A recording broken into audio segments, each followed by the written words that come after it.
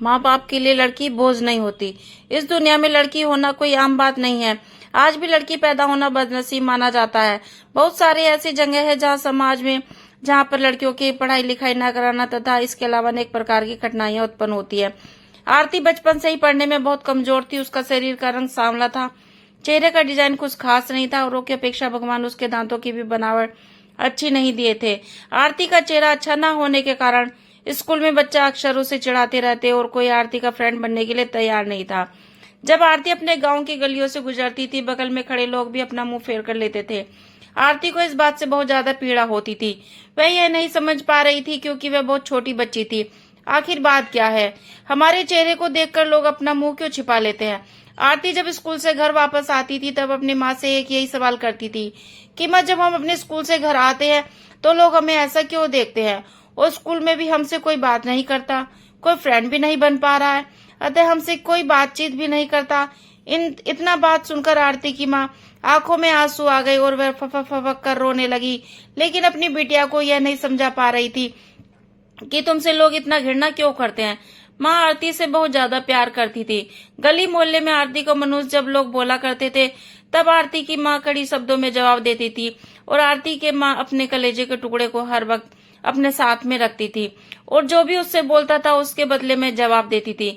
आरती धीरे धीरे अपनी पूरी उम्र जीने की एक आदत बना ली और जो लोग बोल रहे थे उसके पीछे कुछ न कुछ और सुनने के लिए तैयार नहीं रहती थी।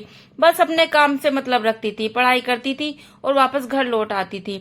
धीरे धीरे आरती बड़ी होती चली गई। तब उसकी उम्र शादी करने लायक हो गई। अब उसके पापा लड़का खोजने के लिए एक गांव से दूसरे गांव में जाने लगे। लेकिन जो भी लड़का वाला आरती को देखने के लिए आते वे बिना पसंद के घर वापस लौट जाते। ऐसे बहुत बार हुआ। अब बहुत दिक्कत होने लगी आरती को शादी करने में। आरती के पापा भी थक चुके थे लड़का खोजते खोजते। ऐसा कोई गांव नहीं था जिस गांव में आरती के पिता लड़का खोजने के लिए नहीं गए थे। अब आरती के पापा भी वो गुस्से में आकर आरती को मनुष्य बोलना चालू कर दिए। लेकिन माँ तो एक ऐसी थी जो सभी लोगों को समझाती और आरती के बारे में भला बुरा कहने वालों को सबक सिखाती थी। भगवान ने भी आरती के साथ बहुत क्रूरता मजाक किया था। शरीर की बनावट ऐसे बना दी है जिसे देखकर कोई भी लड़का वाला पसंद नहीं करता था।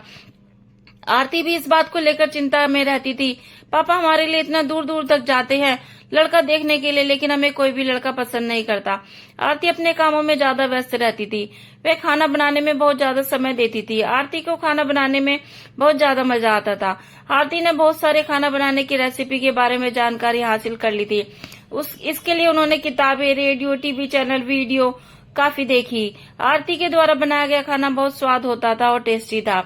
आरती की तारीफ उसके चेहरे से कोई नहीं करता था, लेकिन उनकी खाना बनाने की जो तारीफ करता था, उसके खाने में जो स्वाद था उसे हर कोई तारीफ करता था। खाना बनाने में आरती के जितने भी आजू बाजू औरतें थी उन सभी औरतों में बहुत ज्यादा फेमस हो गई थी। जिस औरत को लगता कि आज नया खाना बनाना है और कुछ नया आइडिया उसमें टेस्टी लाना है तो औरत आरती के पास जाकर जानकारी लेती थी। बहुत सारी औरतें यह भी सोचती थी कि आरती के द्वारा बनाए गए खाने को हम सीख लें, लेकिन यह उन सभी के बस की बात नहीं थी।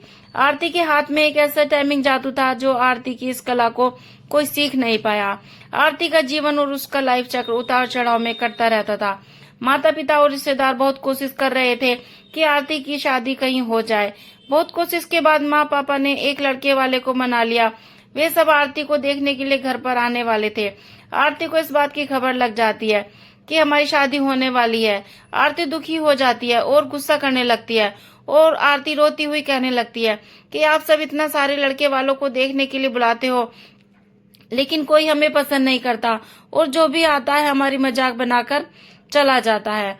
आप सबकी बदनामी होती है।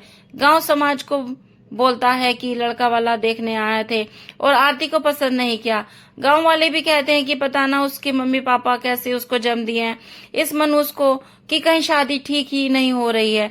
आरती माँ ने आरती को समझाया कि शादी में अक्सर ऐसा होता रहता है, हर कोई किसी को पसंद नहीं करता।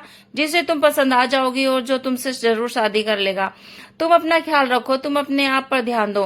कौन तुम्हें पसंद करेगा या नहीं करेगा यह तुम उनके ऊपर छोड़ दो।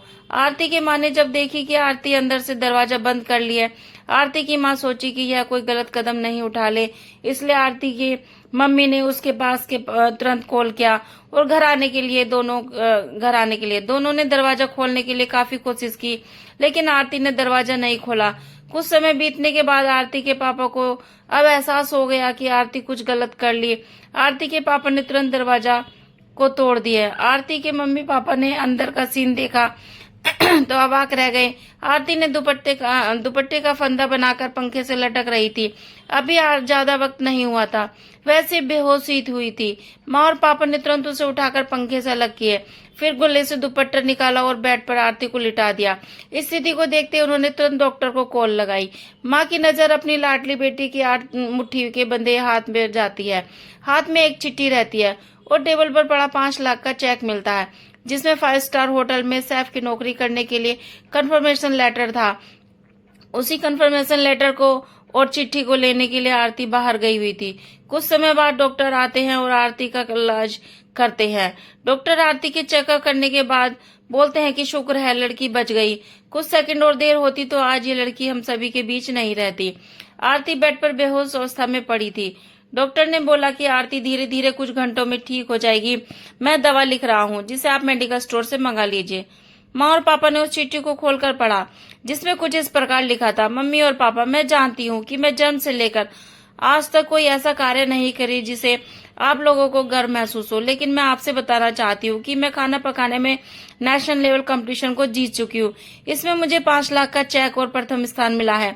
मेरे द्वारा बनाया गया खाना ऑर्गेनाइजेशन को इतना पसंद आया कि वे मुझे एक बहुत बड़े होटल में बतौर मास्टर शेफ की नौकरी के लिए कंफर्मेशन लेटर भी दे दिए थे। पूरी दुनिया मेरे खिलाफ हो, पर मुझे इस बात की कोई फर्क नहीं पड़ता और नहीं पापा की कड़वी बातें मुझे रुलाती थी। मैं पापा से हर वक्त प्यार करती थी और मम्मी को दिल से चाहती थी। मैं जानती थी कि मम्मी और पापा केवल बाहर से ही सख्त दिखते हैं, लेकिन अंदर से मुझे बहुत ज्यादा प्यार करते हैं। यदि मम्मी और पापा मुझे प्यार नहीं करते तो मेरे लिए बिना कहे हुए कपड़ा, मिठाई, किताबें नहीं ला कर देते। मम्मी की माँ की ममता और प्यार को कोई नहीं बयां कर सकता। माँ मेरी चाहत और दुनिया थी। पापा की प्यार मुझे बहुत सताएगी कि मैं इस दुनिया को अलविदा कहने जा रही हूँ। मेरी माँ, मेरे पापा इस दुनिया के सबसे खूबसूरत हैं। मैं जानती हूँ कि आपने कभी न कभी भगवान से प्रार्थना जरूर की होगी कि अगले जन्म में मेरे को ऐसी औलाद मत दीजिए, लेकिन मैं भी भगवान से प्रार्थना करती थी कि अगले जन्म में क्या 7 जन्मों तक मुझे आप जैसे मम्मी पापा मिले। और आज यही प्रार्थना कर रही हूँ कि भगवान के पास जा रही हूँ, जिससे आप लोग बहुत पहले वहां भेजना चाहते थे। चिट्ठी में बहुत सारी इमोशनल बातें लिखी हुई थी, जिसे पढ़कर आरती के मम्मी पापा के पांव तले जमीन खिसक गई थी। आरती के मम्मी पापा बहुत पछतावा कर रहे थे और उनके आंखों से आंसू बहुत ज्यादा गिर रहे थे। आरती बेड पर लेटी हुई थी और उसकी माँ उसके सिर पर हाथ फेर कर रो रही थी। पिता को बर्दाश्त नहीं हो रहा था, वह भी आरती के लिए जोर जोर से चिल्लाकर रोने लगे। कहानी से दोस्तों हमें यही शिक्षा मिलती है कि हमें कभी भी दूसरे के बारे में कमेंट नहीं करना चाहिए। भगवान जो भी उस व्यक्ति को दिए है वह कुछ सोच समझ कर दिए होंगे। दूसरे पर कमेंट करने से पहले खुद को भी देख लेना चाहिए कि हमारे अंदर कितना अवगुण छुपा है। Thanks for watching friends. आशा करती हूँ मेरी वीडियो आपको पसंद आई होगी, तो प्लीज वीडियो को लाइक करें, चैनल को सब्सक्राइब जरूर करें। Please support me. Bye bye, take care.